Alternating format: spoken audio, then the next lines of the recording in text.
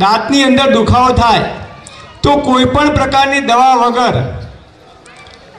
આ દાંતની અંદર દુખાવો મટી જાય અને જિંદગીમાં જીવીએ ત્યાં સુધી દાઢમાં કોઈ દિવસ સડો ના થાય, દાઢમાં રૂટ કેનાલ કરાવી ના પડે કે દાઢની ગોળી પણ ગળવી ના પડે, એવો ઉપાય આયુર્વેદની અંદર ચરક ઋષિએ ચરક સંહિતાની અંદર વર્ષો પહેલાં બતાવે છે।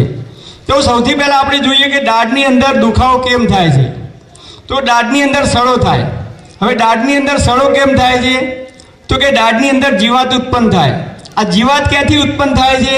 બહારથી આવે છે? ના, શરીરની અંદર દાઢની અંદર જીવાત ઉત્પન્ન થાય છે ત્યારે દાઢ સડે છે અને દાઢ સડે એટલે આપણને લપકારા મારે છે, દુખાવો થાય છે અને એની અંદરથી દાઢ પડાવવી પડે છે અથવા દાઢમાં રૂટ કેનાલ કરાવવાની ફરજ પડે છે।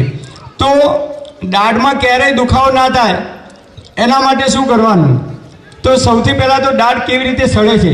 તો આપણે જ્યારે પણ ખોરાક ખાઈએ છીએ, દાળ ભાત શાક રોટલી સફરજન ચીકુ કોઈ પણ આઈસ્ક્રીમ ખાઈએ કે ચોકલેટ ખાઈએ, કોઈ પણ વસ્તુ આપણે જ્યારે ખાઈએ છીએ મોઢાની અંદર ત્યારે એ અનાજના ઝીણા ઝીણા કણ છે, એ કણ આપણી દાઢની અંદર ભરાઈ રહે છે અને એ કણ અનાજના જ્યારે સડે છે ત્યારે એની અંદરથી જીવાત ઉત્પન્ન થાય છે અને એની અંદરથી દાઢમાં સડો આવે છે અને દાઢ પડાવવી પડે છે અથવા દાઢમાં દુખાવો થાય છે અને છેવટે રૂટ કેનાલ કરાવવાની પણ ફરજ પડે છે।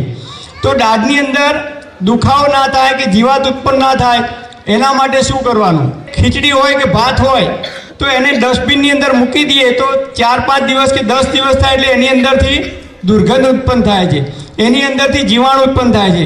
એ જ રીતે ખોરાક જ્યારે સડે છે ત્યારે એની અંદરથી જીવાત ઉત્પન્ન થાય છે।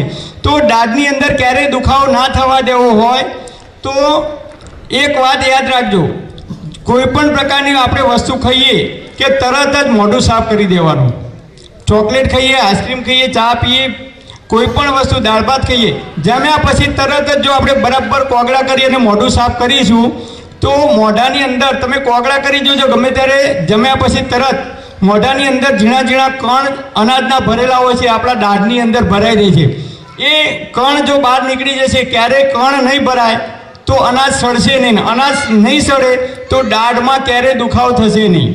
હવે બીજો ઉપાય છે, દાઢની અંદર અચાનક દુખાવો થાય તો શું કરવું?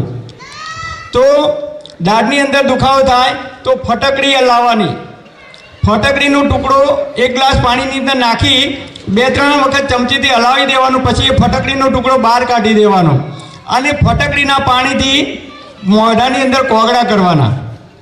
એ ઉપાય કર્યા પછી બીજો ઉપાય છે તલનું તેલ, લાકડાની ઘાણીનું શુદ્ધ તલનું તેલ મળે તો તલના તેલના કોગળા કરવાના 5 મિનિટ સુધી, ઇન્સ્ટન્ટ તમને રાહત થઈ જશે।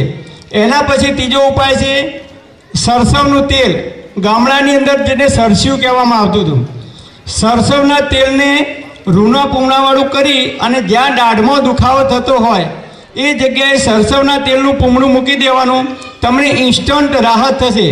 આ હું નથી કહેતો, પરંતુ આયુર્વેદમાં ઋષિઓએ હજારો વર્ષો પહેલાં આનો ઉપાય બતાવેલો છે।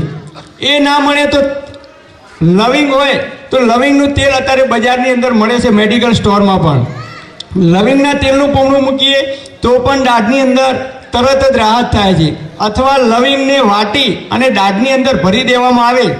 આ બધા જે આયુર્વેદિક ઉપાય છે, તલનું તેલ, સરસવનું તેલ, લવિંગ, આ બધું જે કંઈ જીવાત હોય છે, જે કંઈ કીટાણુ હોય છે એનો નાશ કરે છે અને જીવાણુનો નાશ થાય એટલે તરત જ આપણને દાઢની અંદર રાહત થઈ જાય છે। અને બીજું યાદ રાખવાનું, સવારે ઉઠીને તમે બ્રશ નહીં કરો તો ચાલશે, હું કોઈ દિવસ બ્રશ નથી કરતો। પહેલાંના જમાનામાં 70 કે 80 વર્ષ પહેલાં આપણા દાદાઓ હતા તો એ બ્રશ કરતા હતા? નહોતા કરતા, છતાં એમના દાંત મજબૂત રહેતા હતા। કેમ? કારણ કે લીમડાનું દાંતણ કરતા, બાવળનું દાંતણ કરતા, ઓબાનું દાંતણ કરતા, કણજીનું દાંતણ કરતા હતા।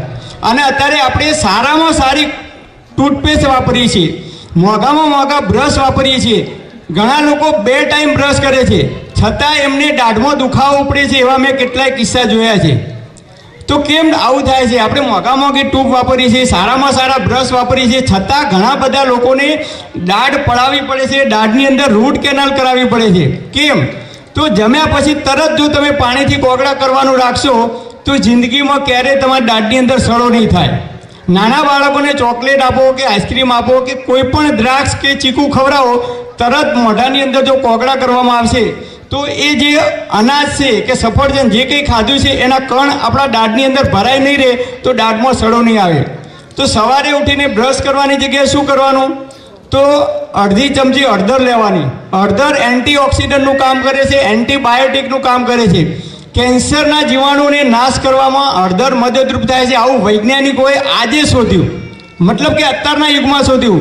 હજારો વર્ષો પહેલાં ભાગવત ઋષિએ અષ્ટાંગ હૃદય નામના ગ્રંથની અંદર હળદરનો ઉલ્લેખ કરેલો છે કે કેન્સરના જીવાણુને નાશ કરવામાં મદદરૂપ થાય છે. તો સવારે ઉઠી અડધી ચમચી હળદર લેવાની, સિંધવ મીઠું લેવાનું, સફેદ મીઠું નહીં, એની અંદર ચપટી સિંધવ મીઠું નાખવાનું, અને તલનું તેલ હોય તો તલનું તેલ અથવા સરસવનું તેલ બંનેમાંથી ગમે તે તેલ લઈ એની પેસ્ટ બનાવી દેવાની અને દરરોજ સવારે મોઢાની અંદર લગાવવામાં આવે તો જિંદગીમાં ક્યારેય દાંત દુખશે નહીં કે દાંત પડવાનો પણ પ્રશ્ન નહીં થાય, મજબૂત થશે. તો આપ સૌ મોટી સંખ્યામાં અહીંયા ઉપસ્થિત થયા એ બદલ આપ સર્વેનો ખૂબ ખૂબ આભાર. ચાલો ઉઠીને સંમતિ કરજો.